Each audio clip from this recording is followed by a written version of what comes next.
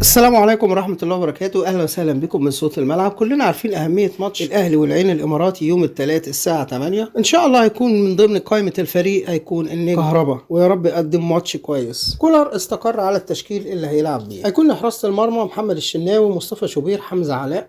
خط الدفاع هيبقى أشرف داري، كريم الدبيس، ياسر إبراهيم، يحيى عطية الله، رامي ربيع، عمر كمال. خط الوسط هيكون معانا كريم ندفد، أكرم توفيق، أحمد نبيل كوكا، طاهر محمد طاهر، مروان عطية، وعمرو السولية، ومحمد مجدي قفشة، وإمام عاشور، وعمر الساعي، وحسين الشحات، ورضا سليم، وبيرسي تاو. وأعتقد دي تشكيلة ممتازة.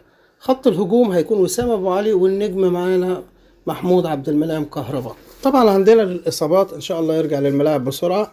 نجم خط الدفاع يوسف أيمن، وفي محمد هاني برضو من ضمن تشكيلة الإصابات، وموقف برضو علي معلول الفترة الجاية هيحددوه. نيجي لطريقة اللعب.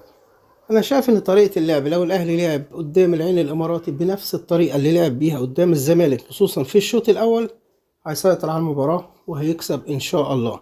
وسام أبو علي وكهربا، ومن تحت إمام عاشور، يبقى هو كده بيضغط على الفريق اللي قدامه وبيخلي الدفاع يرجع لورا، وبالتالي خط الوسط بتاع الفريق العين الإماراتي هيبدأ يساعد الدفاع، وأنت كده هتمسك خط الوسط وهتعرف تسيطر على المباراة.